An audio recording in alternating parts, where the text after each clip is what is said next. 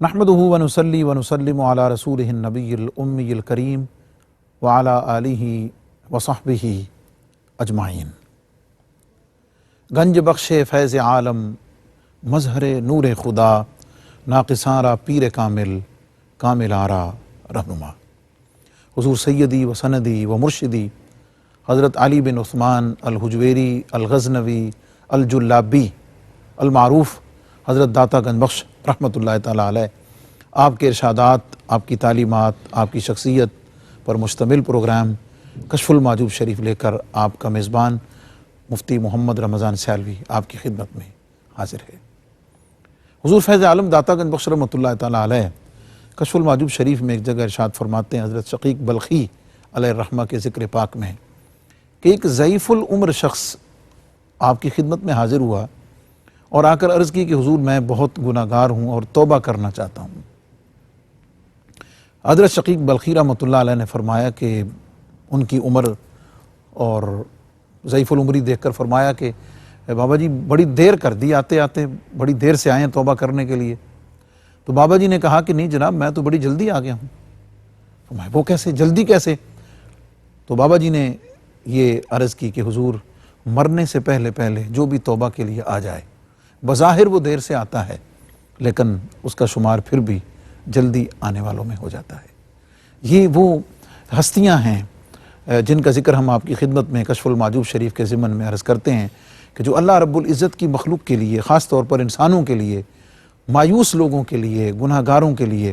اللہ رب العزت کی رحمت کی امید اور اللہ رب العزت کی بارگاہ تک پہنچانے کی ضمانت لے کے آتے ہیں۔ حضور سیدی داتا گنج بخش رحمۃ اللہ تعالیٰ علیہ نے اپنی کتاب کشف المحجوب شریف میں جن ہستیوں کا ذکر کیا ہے، ان کے ذکر میں جہاں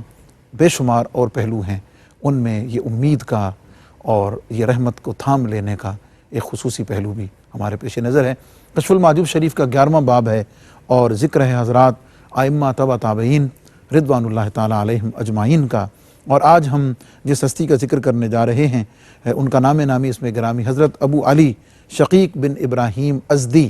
بلخی، جنہیں دنیا تصوف میں عام طور پر حضرت شقیق بلخی کے نام سے یاد کیا جاتا ہے، ان کا ذکر پاک آج ہم کریں گے، اور حسب سابق حسب معمول آپ کے افکار اور آپ کے ان الفاظ کی تشریحات کو آپ کی خدمت میں خوبصورت الفاظ کے ساتھ اور خوبصورت اسلوب میں پہنچانے کے لیے میرے ساتھ تشریف فرما ہیں آپ کی ہم سب کی کیو ٹی وی کی جانی پہچانی شخصیت محترم المقام جناب حضرت علامہ محمد شہزاد مجددی صاحب۔ السلام علیکم ورحمۃ اللہ وبرکاتہ۔ حضور فیض عالم داتا گنج بخش رحمۃ اللہ علیہ نے کشف المحجوب شریف میں جو مخصوص اسلوب آپ نے اختیار فرمایا ہے، اس اسلوب میں آپ تعارف جن ہستیوں کا جن خوبصورت الفاظ کے ساتھ کرواتے ہیں وہ اپنی جگہ سبحان اللہ ایک عجب رنگ اور عجب کیفیت رکھتے ہیں ادب کی دنیا میں۔ آپ فرماتے ہیں کہ انہی اہل اللہ اور صوفیاء میں سرہنگ اہل بلا و بلوا، مایہ زہد و تقوی، یہ دو القاب ذکر فرمائے، اور آگے چل کے نام لے کر حضرت ابو علی شقیق بن ابراہیم ازدی بلخی ہیں اور بڑے معزز قوم ہیں اور مقتدائے ہم چشماں، عالم جمیع علوم شرعی و فقہی گزرے ہیں۔ ماشاءاللہ، یعنی ایک لائن ہے بظاہر، 1.5 لائن ہے جس میں 5 القابات، پوری سوانح عمری جو ہے آپ سمجھ لیجئے علم کی دنیا میں بھی اور تصوف کی دنیا میں بھی بیان فرما دی۔ ایک بڑا خوبصورت لفظ سرہنگ اہل بلا و بلوا، میں چاہوں گا کہ آپ کے ذکر پاک کو اس کی تشریح کے ساتھ بسم اللہ الرحمن الرحیم، الحمدللہ رب العالمین والصلاة والسلام علی اشرف الانبیاء والمرسلین وعلی آلہ وصحبہ اجمعین، وَلَنَبْلُوَنَّكُمْ بِشَيْءٍ مِّنَ الْخَوْفِ وَالْجُوعِ وَنَقْصٍ مِّنَ الْأَمْوَالِ وَالْأَنفُسِ وَالثَّمَرَاتِ۔ تو یہ یاد آتا ہے سرہنگ اہل بلا و بلوا، وَلَنَبْلُوَنَّكُمْ بِشَيْءٍ مِّنَ الْخَوْفِ، خوف سے تمہیں آزمائیں گے، تمہارا امتحان لیں گے، بھوک سے لیں گے، اور نقص من الاموال، مال کی کمی سے لیں گے، جان سے لیں گے، ثمرات سے لیں گے، یعنی دنیا کے اندر جو جو نعمتیں دی گئی ہیں اور موجود ہیں ان کے ذریعے ہم تمہیں آزمائیں گے، چیک کریں گے، ٹیسٹ لیں گے۔ اور بلا اور بلوا، بلا تو انفرادی ہے، بلوا اجتماعی ہے جی، اور اس میں عموم ہے۔ ایسا بھی ہو سکتا ہے کہ آپ کی انفرادی سطح پر بھی آزمائش آئے تکلیف آئے، امتحان آئے، اور ایسا بھی ہو سکتا ہے کہ معاشرتی اجتماعی سطح پہ سوشل سیٹ اپ کے اندر پورے نظام کے اندر ہی فتنہ آ جائے، شر آ جائے، تو بھی آپ کو آزمائیں گے۔ اور سیدنا حضرت شقیق بلخی رحمۃ اللہ تعالی علیہ کا یہ مقام جو حضور داتا صاحب رحمۃ اللہ بیان فرما رہے ہیں، اس کا مطلب یہ ہے کہ آپ مرد میدان آزمائش و ابتلا ہیں، اور آپ نے آزمائش کے میدان کے اندر کس طرح سے چلنا ہے، کیسے رہنا ہے، کیسے اس میں سے پورا اترنا ہے، کامیاب ہونا ہے، وہ سکھایا اپنے بعد میں آنے والوں کو۔ گویا آپ رول ماڈل ہیں ان صوفیاء کے لیے جو اس طریقے ملامت پر، طریقے زہد پر اور ریاضت پر چلنا چاہ رہے ہیں، جو حضرت سیدنا شقیق بلخی رحمۃ اللہ تعالی علیہ کا رستہ ہے۔ تو وہ ان کی سیرت سے، ان کی سوانح سے، ان کے احوال و کیفیات سے رہنمائی لیں۔ اور دوسری بات جو قرآن پاک کی آیت مجھے یاد آئی حضور داتا صاحب کے اس فرمان سے، جہاں پر فرمایا کہ الذی خلق الموت والحیات لیبلوکم ایکم احسن عملا، اللہ نے موت اور حیات کو پیدا ہی اسی لیے کیا ہے تاکہ وہ تمہیں آزمائے، لیبلوکم یہاں بھی ہے، موت اور حیات کا مقصد ہی آپ کا ٹیسٹ ہے، امتحان ہے۔ اور لب لباب اور خلاصہ اس کا کیا ہے کہ موت اور حیات کی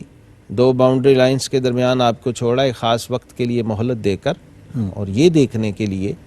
کہ کون آپ میں سے اپنی مرضی کی زندگی گزارتا ہے اور کون ہماری مرضی کی زندگی گزارتا ہے،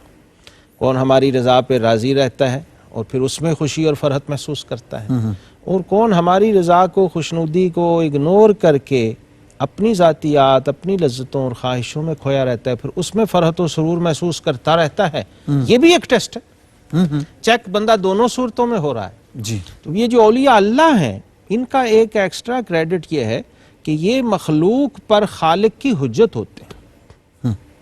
اللہ کی طرف سے یہ بندوں پر حجت ہوتے ہیں کہ تم یہ نہ کہنا کہ بس جی ہمارے ہی لیے سارا کچھ ہے۔ یہ دیکھو شقیق بلخی بھی تو موجود ہیں، ابراہیم ابن ادھم بھی تو موجود ہیں، سری سکتی بھی تو موجود ہیں، جنید بغدادی بھی تو ہیں، بھائی یزید بستانی۔ تو یہ اتنا بڑا جو اولیاء اللہ کی جماعت اور گروہ ہے، ہر دور اور ہر زمانے میں ہے، وہ اس لیے بھی ہے کہ ہر زمانے اور ہر دور کے لوگوں پر اللہ اپنی حجت کو تمام کر سکے۔ اللہ اکبر۔ اور یہ جو مایا زہد و تقوی، جی، اس سے کوئی خاص، یعنی زہد و تقوی کی تو ہم کئی جگہ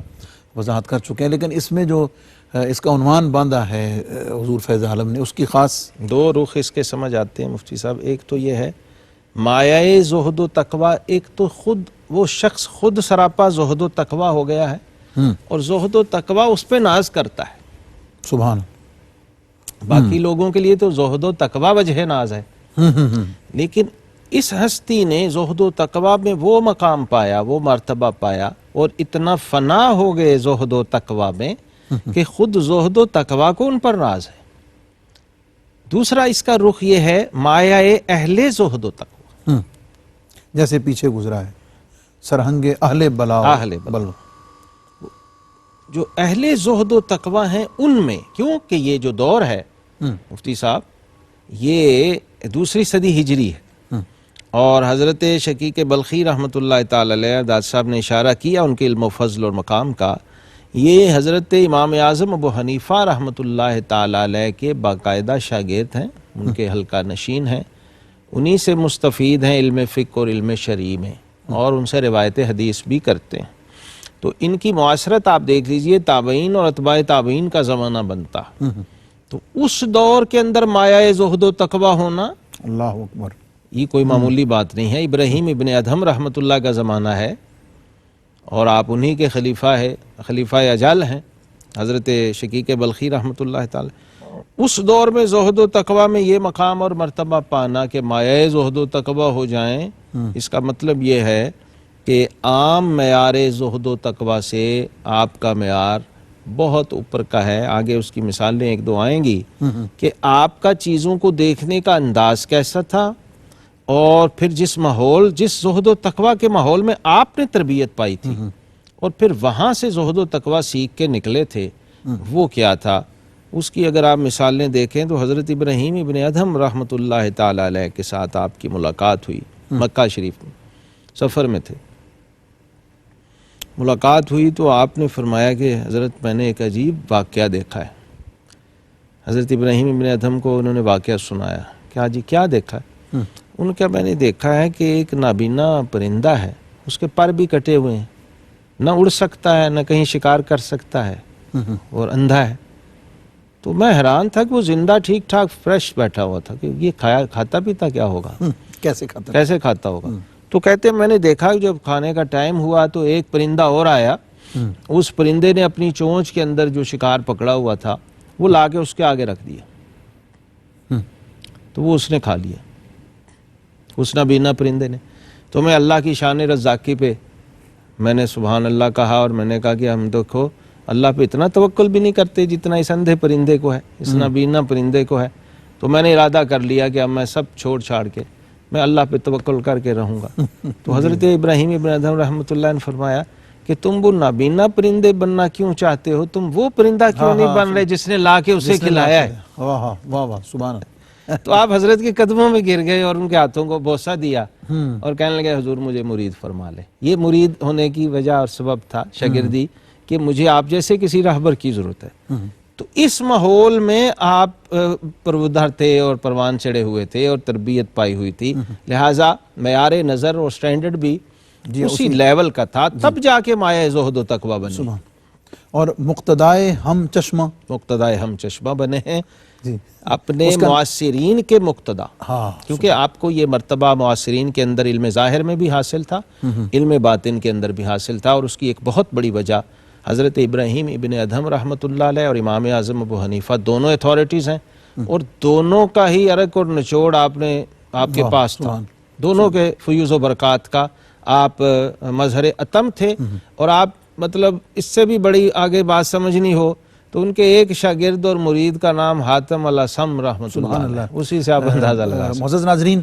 ذکر ہے حضرت ابو علی شقیق بلخی رحمۃ اللہ تعالیٰ علیہ کا، اور آپ کے القابات پر تھوڑی سی بات ہوئی، انشاءاللہ مزید بات کریں گے ایک مختصر سے وقفے کے بعد۔ ویلکم بیک معزز ناظرین، پروگرام کشف المعجوب، اور ذکر ہے حضرت شقیق بلخی رحمۃ اللہ تعالیٰ علیہ کا، جو مرید ہیں حضرت ابراہیم بن ادھم رحمۃ اللہ تعالیٰ علیہ کے، اور شاگرد رشید ہیں بلا شبہ حضرت امام اعظم ابو حنیفہ رحمۃ اللہ تعالیٰ علیہ کے، اور شاید انہی دونوں شانوں کی طرف حضور فیض عالم نے اشارہ فرمایا کہ آپ عالم ہیں جمیع علوم شرعیہ و فقہیہ کے۔ اس میں جو یعنی علوم شرعیہ فقہیہ تو خیر ہر صوفی کے لیے اور ہر ولی کے لیے لازم ہے، ہم اس پہ بات بہت دفعہ کر چکے ہیں، لیکن اس میں جو خصوصی ہے نا کہ جمیع علوم وہ جامعیت کی طرف اس کی طرف جو اشارہ ہے، کیونکہ اب چونکہ حضور داتا صاحب رحمۃ اللہ علیہ کے ارشادات کو ہم جسٹیفائی کرتے ہوتے ہیں، تو یہ صاحب سند ہیں اور مسند ہیں حضرت شقیق بلخی رحمۃ اللہ تعالی۔ تو آپ کی سند جو امام ابو عبد الرحمن السلمی رحمہ اللہ علیہ ہیں، سیدہ ام المومنین عائشہ صدیقہ رضی اللہ عنہ کی روایت ہے، وہ میں پڑھ دوں تاکہ جامع جمیع علوم شرعی سمجھ آ جائے کہ فقہی بھی اور یعنی منقول بھی اور معقول بھی۔ تو فرماتے ہیں حدثنا ابو علی شقیق ابن ابراہیم الازدی حدثنا عباد یعنی ابن کثیر رحمہ اللہ یقول ان ہشام ابن عروہ قال لی عروہ قالت عائشہ رضی اللہ تعالی عنہا کان رسول اللہ صلی اللہ علیہ وسلم یقول اللہم ان الخیر خیر الآخرہ۔ نبی کریم علیہ السلام کی وہ حدیث ان صوفیاء نے روایت کی ہیں جس کے اندر تصوف کے سمندر ٹھاٹھے مار رہے ہیں۔ اے اللہ، خیر حقیقی وہ ہے جو آخرت کی خیر ہے، سبحان اللہ، بل الآخرۃ خیر اللہ کا من الاولی ولدار الآخرۃ خیر وابقیٰ۔ آپ نے یہ جو تفاسیر مل رہی ہیں روایت ارشاد فرمائی ہے معزز ناظرین کی خصوصی توجہ کے لیے کہ ایک صوفی جو دنیائے تصوف میں ایک صوفی کے نام سے جانا جاتا ہے، اس کی محدثانہ شان تاکہ پتہ لگ جائے کہ صاحب کشف المحجوب جو ہیں کتنے سمندر کھنگال کے یہ موتی کشف المحجوب، ایک جملہ صرف جو لائے اس سے آپ کو اندازہ ہو جائے کہ مسند ہیں، صاحب سند ہیں، اور اپنی سند سے حدیث روایت کرتے ہیں رسول اللہ صلی اللہ علیہ وسلم سے۔ پھر سیدنا انس بن مالک کی روایت لائے ہیں، یہ بھی آپ کی اپنی سند سے ہے۔ حدثنا شقیق ابن ابراہیم حدثنا ابو ہاشم العبلی عن انس رضی اللہ عنہ قال قال رسول اللہ صلی اللہ علیہ وسلم من اخذ من الدنیا من الحلال حاسبہ اللہ بہ، جس نے دنیا سے حلال لیا تو حساب اس کا بھی ہوگا، ومن اخذ من الدنیا من الحرام عذبہ اللہ بہ، اور جس نے دنیا سے کوئی حرام اخذ کیا تو اس پر اس کو عذاب ہے، یعنی دنیا کا حلال حساب ہے اور دنیا کا حرام عذاب ہے۔ فرمایا اف للدنیا وما فیہا من البلیات حلالھا حساب و حرامھا عذاب۔ فرمایا دنیا کی آزمائشوں پر بھی اللہ تب کی پناہ ہے ان سے کہ جس کا حلال حساب ہے اور جس کا حرام عذاب ہے۔ اللہ یہ صوفیاء کا بطمہ نظر دیکھیے دنیا کو دیکھنے کا، اور قرآن اور سنت کے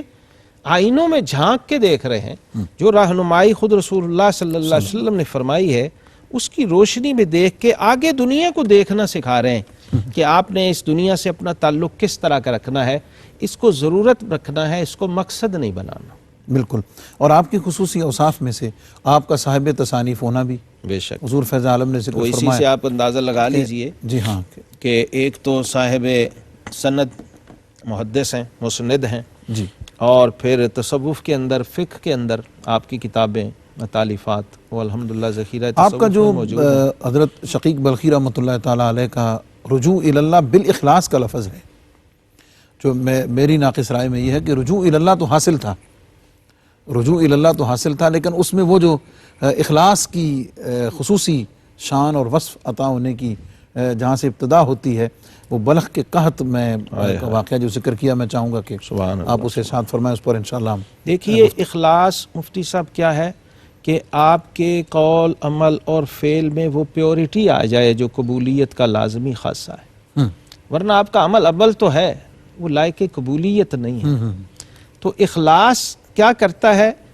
اخلاص آپ کے اس بے پر کے پرندے جیسے عمل کو اڑا کے بارگاہ الہی کے اندر لے جاتا ہے، سبحان اللہ، اس کیفیت۔ اور پھر یہ اخلاص جو ہے احوال سے پھوٹتا ہے، بعض دفعہ آپ کے ارد گرد ایسے حالات ہوئے، قحط پڑا، ظاہری طور پر بھی شکستگی آ جاتی ہے نا، بھوکا ہر کوئی مصیبت میں ہے، اور آپ اس قحط کی شدت فرماتے ہیں کہ کہ بندہ لوگوں نے آپس میں اب انتہا ہو گئی کہ انسان نے انسان کو کھانا شروع کر دیا ہے۔ اس کی کوئی مثال میرا خیال ہے اس سے بڑی اور کوئی مثال دی نہیں جا سکتی کہ گویا انسانیت ہی ختم ہو گئی، انسانیت ہی اٹھ گئی، یہ حال ہو گیا۔ قاد الفقر و یکون کفر والی کیفیت ہو گئی کہ لوگ ایمان اور کفر کا فرق بھی بھول گئے۔ اس عالم میں، یعنی سمجھ لیں نفسا نفسی کے عالم میں، ایک غلام کو ہنسی خوشی مسکراتے ہنستے کھیلتے دیکھ رہے ہیں۔ حیرت کا عالم ہے کہ دنیا چیخ و پکار رو پیٹ رہی ہے، اور یہ ایک بالکل گنوار سا آدمی، غلام جو ہے، غلام خوش باش، بڑا مطمئن۔ وہ پوچھا بھائی تمہیں کیا ہوا، تم کیوں خوش باش پھر رہے ہو؟ اس نے کہا کہ میرے آقا کے پاس گودام میں اتنا ذخیرہ ہے، اتنا اناج اور غلہ موجود ہے کہ مجھے کوئی پریشانی نہیں، ٹینشن ہی کوئی ٹینشن نہیں۔ سبحان اللہ، دیکھیے اس کیفیت نے کہاں جا کے چوٹ لگائی، اس غلام کے احوال نے کہاں چوٹ لگائی کہ عبد تو ہم بھی ہیں، غلام ہم بھی ہیں، مالک ہمارا بھی ہے۔ وہ ایک چھوٹا سا مالک، ایک محدود سی پراپرٹی پر قبضہ رکھنے والا اور تصرف رکھنے والا اور قوت رکھنے جو اس والا، کا ماتحت ہے، وہ اس غلام کو اس پر اتنا اعتماد، اتنا توکل، اتنا مان اور ناز ہے، اسے کوئی پریشانی ہی نہیں ہے اس شدید پریشانی کے عالم۔ اور ہمارا کیا حال ہے کہ خالق واللہ خیر الرازقین جیسا رب اور ایسا مالک ہمارا موجود ہے، اس کے رب ہوتے ہوئے الارباب، جو رب الارباب ہے، اللہ احکم الحاکمین ہے اور رب العالمین، مالک الملک، مالک الملک ہے، اس کے راز ہوتے ہوئے، رزاق کل ہے، اس کے ہوتے ہوئے ہم کدھر مارے مارے پھر رہے ہیں اور کدھر دھیان لگایا ہوا ہے۔ یہ جو کیفیت اخلاص ہے، اس غلام کو پھر آپ نے کریڈٹ کیا دیا؟ اس غلام کی اس کیفیت سے سیکھا، اس کو اختیار کیا، اور پھر فرمایا کہ میں اس غلام کا شاگرد ہوں، جس سے یہ بات سیکھی، یعنی جو سبب بنا ہے، سبب بنا۔ تو گویا یہ جو اولیاء اللہ ہیں، ان کا فوکس اس چیز پہ بہت زیادہ تھا کہ اللہ نے، کیونکہ وہ یہ سمجھتے ہیں، جب صوفی صاحب حال ہو جاتا ہے نا تو وہ سمجھ لیتا ہے کہ یہ غلام بھی بظاہر واسطہ ہی ہے، یہ کمند میرے رب نے پھینکی ہے میری طرف، یہ اس کے فضل کی کمند ہے۔ جی ہاں، ورنہ غلام کو تو سب دیکھ رہے تھے۔ رکے شقیق بلخی، پوچھا انہوں نے، پوچھا انہوں نے، اور جواب سے پھر یہ سمجھنے کی بات ہے. سبھی دیکھ رہے ہوں گے غلام کو کہ ٹھیک ہے ابھی لوگ اپنے اپنی مصیبت. اب شقیق بلخی کا ادھر متوجہ ہونا اور پھر اس سے سبق سیکھنا اور اس کی ریفلیکشن اس کے حوال کی آپ پر ہونا اور اس سے پھر آپ کا سبق سیکھنا، یہ وہ چیزیں ہیں جو ہمارے لیے روشنی کی مینار بنتی ہیں ان اولیاء اللہ کے ذریعے. گویا اس غلام کا حال بھی پوشیدہ رہتا اگر شقیق بلخی رحمۃ اللہ تعالی علیہ اس میں وسیلہ نہ بنتے. تو آپ نے اس کو کریڈٹ دیا کہ میرے رب نے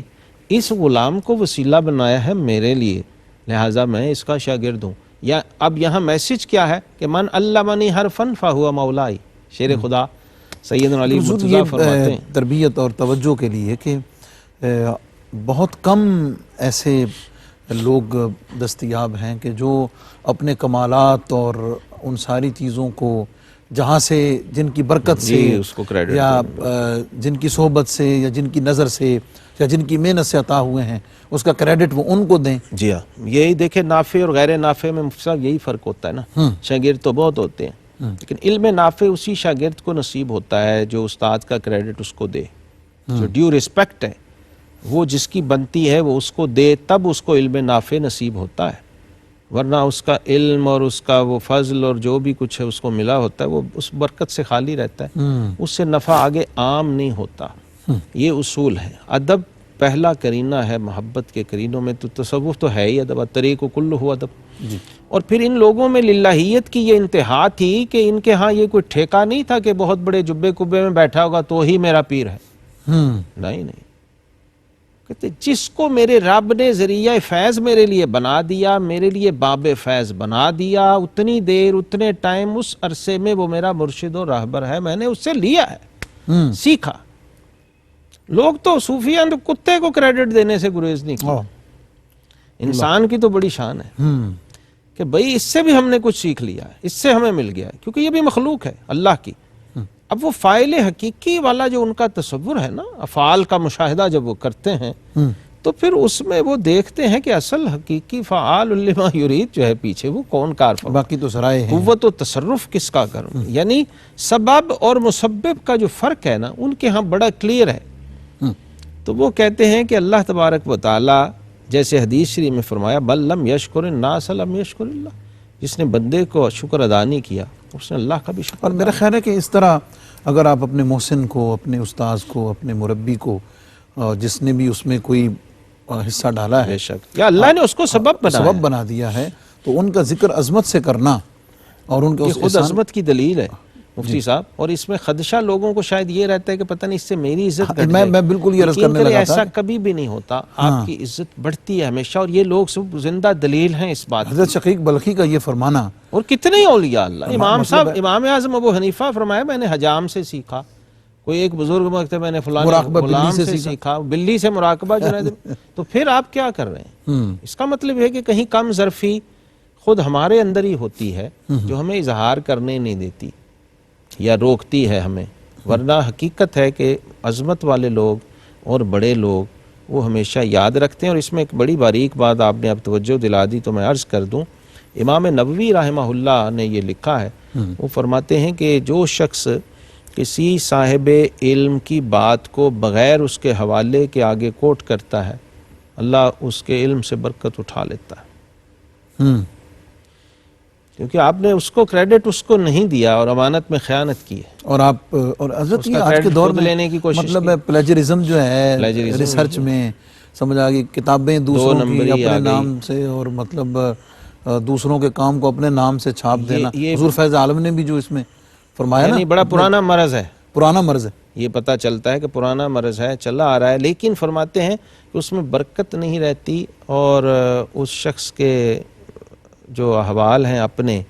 وہ ٹھیک نہیں، خراب ہو جاتے ہیں جو یہ والی روش اختیار کرتا ہے. وہ جو شخص جس کا ڈیو کریڈٹ ہے اس کو دیتا ہے اللہ اس کے علم میں برکت عطا فرما دیتا. اور یہ مشاہدے کی تجربے کی باتیں ہیں کہ ان بزرگوں کی آپ جب بھی کوئی خدمت کرنا چاہ رہے ہیں تو ان کا کریڈٹ ان کو دے کے کریں انشاءاللہ، تو آپ کو بے تحاشا نام لے کے کریں. اگر داتا صاحب گئے حاضری دی اور اللہ رب العزت کی بارگاہ میں دعا کی جا کر کہ یا اللہ تو اپنے اس ولی کامل کے صدقے سے میری مشکل حل کر دے، میری حاجت کو پورا کر دے، تو اللہ نے اگر کرم کر دیا تو آپ اگر یقیناً کرم کر دیا تو یہ کہنے میں ہیزیٹیشن فیل نہ کرو کہ داتا صاحب گئے تو اللہ نے نہیں، دیکھیے اس میں کیا ہوگا، اس میں داتا صاحب سے پہلے اللہ تعالیٰ ناراض ہو جائے گا۔ اچھا، سمجھنے کی بات یہ جی، کیونکہ من لم یشکر الناس، لم یشکر بھئی ذریعہ میں نے بنایا ہے تو اسے کریڈٹ کیوں نہیں دے رہا؟ اس کا مطلب بالواسطہ تو میرا ہی انکار کر رہا۔ تو یہاں بھی ناشکری یہ آتی ہے کہ استاد کو اللہ نے تیرے لیے تو وسیلہ بنایا نا، تیرے رزق کا فیض بنایا، تو اسی کا انکار کر رہا ہے، گویا دوسرے لفظوں میں تو منعم حقیقی کا انکار کر۔ حضور سیدی داتا گنج بخش علی حجویری رحمۃ اللہ تعالیٰ علیہ نے مخصوص انداز میں جو ایک واقعہ ذکر کیا حضرت شقیق بلخی رحمۃ اللہ علیہ کی رجوع الی اللہ بالاخلاص کا، اس پر تھوڑی سی بات آپ نے سماعت فرمائی۔ آپ کے ذکر پاک اور آپ کے ارشاد کے ساتھ انشاءاللہ العزیز ہم حاضر ہوتے ہیں ایک مختصر سے وقفے کے بعد۔ Stay with us. Welcome back معزز ناظرین، پروگرام کشف المحجوب اور ذکر ہے حضرت شقیق بلخی رحمۃ اللہ تعالیٰ علیہ کا، اور حضور فیض عالم داتا گنج بخش رحمۃ اللہ تعالیٰ علیہ نے آپ کا ایک ارشاد نقل فرمایا ہے، اور آپ فرماتے ہیں حضرت شقیق بلخی رحمۃ اللہ تعالیٰ علیہ کہ جعل اللہ اہل طاعتہ احیاء فی مماتہم و اہل المعاصی امواتا فی حیاتہم۔ ترجمہ سن لیں اور اس کی گہرائی اور اس کی حقیقت پر ہم انشاءاللہ بات کرتے ہیں کہ اللہ رب العزت نے ان لوگوں کو جو اس کی اطاعت کرنے والے ہیں، ایسے لوگوں کو موت کے اندر بھی زندہ فرمایا ہوا ہے، اور جو گناہگار ہیں، جو معصیت میں ہیں، کفر و دلالت میں ہیں، وہ زندگی کے اندر بھی اللہ نے ان کو مردہ بنایا ہوا ہے۔ حضور یعنی موت و حیات کا تو بالکل سبحان تصور اور کانسیپٹ جو ہے جی، جو عام لوگوں کی نظروں میں ہے، ایک صوفی اور حضور فیض عالم کی نگاہ فیض اور توجہ سے بالکل کھل کر سامنے آ جاتا ہے۔ بلا شبہ۔ دیکھیے مفتی صاحب، زندگی ہے کیا؟ زندگی آمد برائے بندگی، زندگی بے بندگی شرمندگی، وما خلقت الجن والانس الا لیعبدون۔ ہم نے پیدا ہی تجھے اپنی بندگی کے لیے کیا، تو اگر بندگی نہ کی اور سب کچھ کیا تو اس کا مطلب ہے کہ آئے نہ آئے برابر ہیں، جیے نہ جیے برابر ہیں، زندہ اور مردہ برابر ہیں۔ نبی پاک صلی اللہ علیہ وسلم نے فرمایا جو ذاکر ہے اللہ کے ذکر میں ہے وہ زندہ ہے، جو غافل ہے وہ مردہ ہے۔ اور پھر صوفیہ تو اس میں اتنی گہرائی میں گئے ہیں، وہ کہتے ہیں کہ موت اور حیات جو ہے حقیقت میں غفلت اور حضور کا نام ہے۔ جو غفلت میں ہے وہ مردہ ہے، جو حضوری میں ہے وہ زندہ ہے۔ خواہ وہ عام دنیا کے اندر اپنے گھر میں بیٹھا ہے، غافل ہے، مردہ ہے، قبر میں ہے، وفات پا چکا، عالم برزخ کے اندر پہنچ گیا، وہ زندہ لیکن صاحب حضور ہے، صاحب حضور حضوروں میں سے ہے۔ تو الانبیاء واحیاء فی قبورہم ویصلون، اور میں انبیاء اپنی قبروں میں زندہ اور نمازیں پڑھتے ہیں۔ رأیت موسیٰ فی قبرہ قائم یصلی، میں نے موسیٰ علیہ السلام کو دیکھا اپنی قبر میں کھڑے نماز پڑھ رہے ہیں۔ اور وہ بڑے مشہور حضرت ثابت بنانی رضی اللہ تعالیٰ عنہ، بڑے اجلہ تابعین میں سے، حضرت انس بن مالک رضی اللہ عنہ کے شاگرد و خلیفہ، اہل نظر ہیں، اہل اللہ یقیناً۔ یعنی ایک بات آگی ذہن میں کہ یہ جب اپنی مخصوص کیفیت میں اپنے دائیں بائیں نظر ڈالتے ہوں گے، یعنی اپنے دائیں بائیں جہاں وہ رہ رہے ہیں، جہاں وہ دیکھ رہے ہیں بڑے بڑے بادشاہوں کو، امراء کو، دنیا کی لذتوں میں جو عیش و عشرت میں جو مبتلا ہیں، اور جب وہ اپنی خاص اسی نگاہ سے دیکھ، اس نگاہ سے جب دیکھتے ہوں گے تو جو زمین کے اوپر رہنے والے ہیں ان کو وہ مردہ دیکھتے ہوں گے، ہائے ہائے، اور جب زمین کے اندر توجہ کرتے ہوں گے تو اہل اللہ کو زندہ دیکھتے۔ کیسی مطلب بالکل ایک اللہ اکبر۔ ایک صوفی کا مجھے شعر یاد آ رہا ہے مفتی صاحب، وہ فرماتے ہیں از بیابان عدم تا سر بازار وجود، عدم کے بیابان سے اس وجود کے بازار میں در تلاش کفن آمدہ عریان چند عریاں لوگ یہاں کفن کی تلاش میں اس مارکیٹ میں آئے ہوئے ہیں، کفن ڈھونڈنے آئے ہوئے، بس ننگے آئے تھے، کفن پہن کے چلے جائیں گے۔ اللہ، صوفی کی نگاہ یہ ہے۔ تو ثابت بنانی رضی اللہ عنہ کے جب صحابہ نے قبر اپنے ہاتھوں سے بنائی، ایک اینٹ گری تو ایکھا کھڑے نماز پڑھ رہے ہیں، حیران ہو گئے صحابہ تابعین، سیدھا گھر گئے ان کے، کہا بی بی، ان کی اہلیہ محترمہ سے پوچھا یہ کیا کرتے تھے؟ نے اپنی آنکھوں سے ہی منظر دیکھا، کہنے لگی وہی جو آپ کرتے ہیں وہی کرتے تھے، لیکن ان کو میں دیکھتی تھی ایک دعا انہوں نے کبھی چھوڑی نہیں تھی، ہمیشہ رب سے یہی مانگا کرتے تھے کہ اللہ اگر کسی کو مجھ سے پہلے قبر میں نماز پڑھنے کی توفیق دی ہے تو مجھے بھی قبر میں نماز کی توفیق ضرور دینا. دعا مانگا کرتے دعا تھے. مانگا کرتے تھے. تو کہنے لگے ہم تو دیکھ کے آئے ہیں, پڑھ رہے ہیں. پڑھ رہے تھے, ہم دفنا کے فارغ ہوئے ہیں, وہ قبر میں اللہ اکبر کر کے اینٹ گر گئی اور قبر کھل گئی. کیا میں. تو یہ جو لوگ ہیں صوفیہ, ان کا نگاہ یہ ہے, یہ کہتے ہیں کہ مچھلی جال میں تب پھنستی ہے جب وہ غافل ہو جاتی ہے. یہ کہتے ہیں کہ درخت پہ آرا تب چلتا ہے جب وہ اللہ کا ذکر چھوڑ دیتا ہے. یسبح له ما فی السماوات والارض. زمین و آسمان کی ہر چیز اس کے ذکر, اس کی یاد, اس کی حضوری کے اندر ہے اور اس کے تعلق کے اندر. جو ہی اس تعلق میں کمزوری آتی ہے تو حیات کی رمق کم ہونا شروع ہو جاتی ہے, موت کی رمق بڑھنا شروع ہو جاتی ہے. ان کا تصور یہ ہے کہ ہرگز نمی ردان کے دلش زندہ شد بعشق, سب تست بر جرید عالم دوام ما. یہ حیات جسمانی ظاہری جو ہے اس کا فانی ہونا,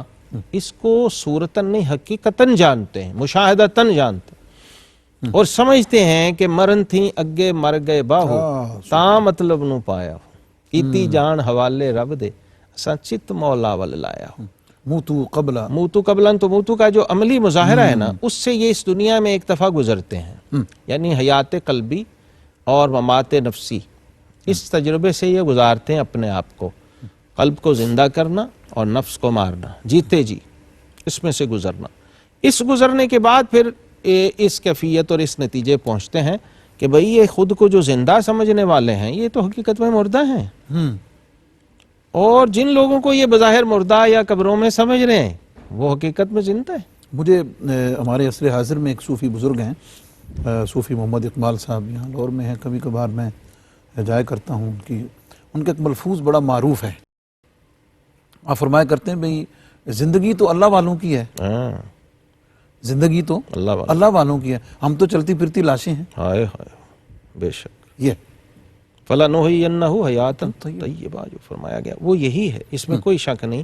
تو ان بزرگوں کا اس طرح اس نگاہ سے اور اس انداز سے دیکھنا یہ ہمیں سمجھا رہا ہے کہ اگر آپ حقیقی زندگی, اب ایک ملفوظ میں بھی اپنا آپ کو سنا دیتا ہوں. میں یہ کہا کرتا ہوں کہ کچھ لوگ,